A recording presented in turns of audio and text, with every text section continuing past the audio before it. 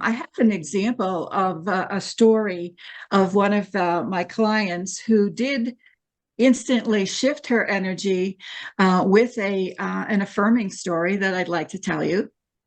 Okay, this is an 87-year-old woman who was participating in a walking contest over the summer. She lives in Massachusetts, and so the goal in her community was that everybody was going to walk, I think it was 150 miles over this summer period. And she's a tiny person, less than 100 pounds, and about 5 feet tall. And one day she was out walking. She had a goal and she was going to meet it.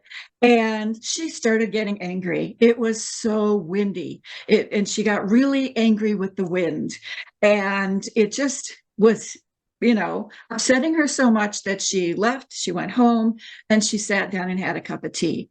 And part of the things that we work on in the program is, okay, when you get upset or something, you're starting to blame something for what's going on, sit down and take a look at how can you shift it into something positive.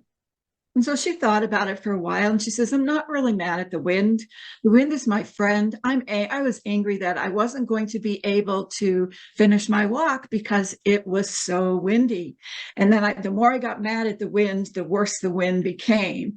So she says, I decided that I'm going to go out and carry, it's like a whirligig, a pinwheel. She says, I'm going to carry a pinwheel to show the wind that if it blows, it can blow the pinwheel and we can have fun. So, it started first of all as a motivation factor because she really wanted to walk. She wanted to meet her goal and she didn't, and wind was a problem for her. But she changed it into something positive. So she went out and she carried the pinwheel.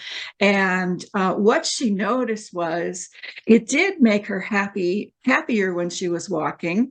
She carries one with her every day, she says. Now she started carrying two because what she noticed is people are now smiling back at her, and she'll stop and they'll talk about the pinwheel. They'll ask her why she's doing it.